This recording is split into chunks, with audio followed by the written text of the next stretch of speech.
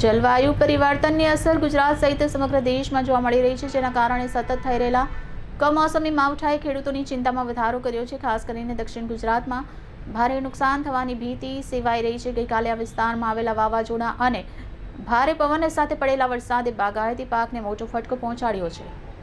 સૌથી વધુ અસર કેરીના પાક પર જોવા મળી છે। ભારે પવનના કારણે આંબા પરથી મરવા ખરી પડતા ખેડૂતોને ભારે આર્થિક નુકસાન વેઠવાનો વારો આવ્યો છે। આ વર્ષે સારા પાકની આશા સેવી રહેલા ખેડૂત માટે આ કુદરતી કોપ ભારે પીડાદાયક સાબિત થયો છે। હાલમાં ઘઉં અને ચણાની કાપણીની સિઝન ચાલી રહી છે, ત્યારે કમોસમી વરસાદે તૈયાર પાકને નુકસાન થવાની ભીતિ ઊભી કરી છે। જો વરસાદ ચાલુ રહેશે તો તૈયાર પાક ખેતરોમાં જ બરબાદ થઈ જવાનો ભય છે। હવામાન વિભાગના જણાવ્યા અનુસાર હજુ પણ 1 થી 2 દિવસ સુધી માવઠાની અસર રહેવાની શક્યતા છે, જે ખેડૂત માટે ચિંતાનો વિષય બની રહ્યો છે।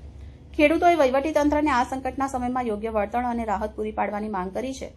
કૃષિ નિષ્ણાતોના મતે જલવાયુ પરિવર્તનના પડકારને પહોંચી વળવા ખેડૂતોને આધુનિક ખેતી પદ્ધતિ અને વૈકલ્પિક પાક અંગે માર્ગદર્શન આપવાની જરૂર છે।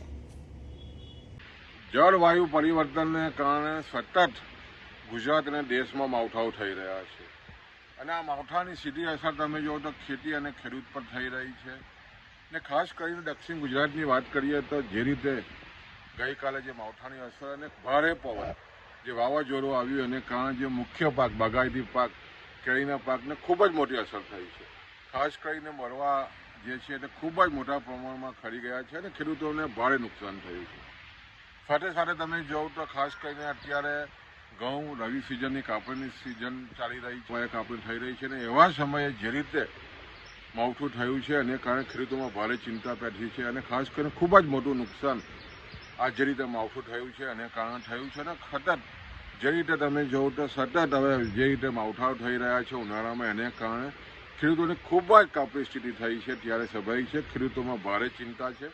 અને જ્યારે આવનારા હજુ 1-2 દિવસમાં પણ માવઠાની જ્યારે અસર થવાની છે, ત્યારે સ્વાભાવિક છે ખેડૂતોને પણ વિનંતી છે, ખાસ કરીને જે પાક ખેતરમાં ઊભો છે, ઘઉં છે, ચણા છે, એ તાત્કાલિક ધોરણે ઢાંકી દઈ અને તાત્કાલિક ધોરણે આનો બચાવ કરીએ એટલી જ વિનંતી છે।